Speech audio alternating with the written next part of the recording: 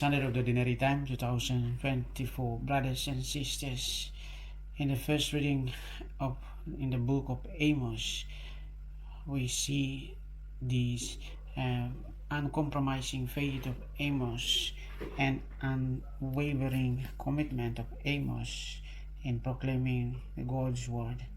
Such an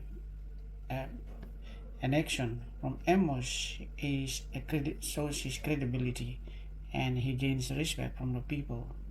And yet, being a prophet called by God to proclaim God's word to the people is very challenging, it's frightening, and not many prophets would like to do that.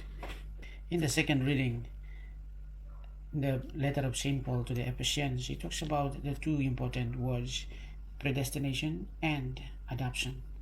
Predestination shows that Jesus existed before time. He was God. He was in the beginning with God. And when we talk about adoption, we talk about we who are united with Christ, in whom Christ gave himself for us. We embody him. And God, who sees the Son, who sees also the humanity of his Son, sees that we who are human, who is attached to the Son, that's why we become adopted sons and daughters of God, because Jesus himself gave himself to us, that when we take him and we embody him, and God is reminded of us. God sees the Son, and his humanity reminds God of us, and that's how we become sons and daughters of God.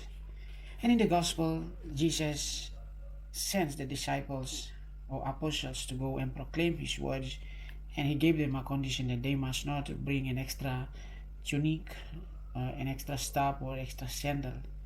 They are to go in what they have and to proclaim God's word, and that is to tell us that they must depend on God. Today we see many disciples or apostles or missionaries going around in the world to proclaim God's word, and they depend on God. They depend on Jesus. Most of them leave their parents, their relatives, but they know that Jesus is with them. As in Matthew chapter 28 says that I am with you always till the end of time. We are assured of that. Pray for this grace that we may continue to listen to God's word and to proclaim his words with that prophetic courage, and with that determination that we are the sons and daughters of God, and with that faith, that unwavering faith in God, that we trust only in him, that he is our provider. May God bless us all.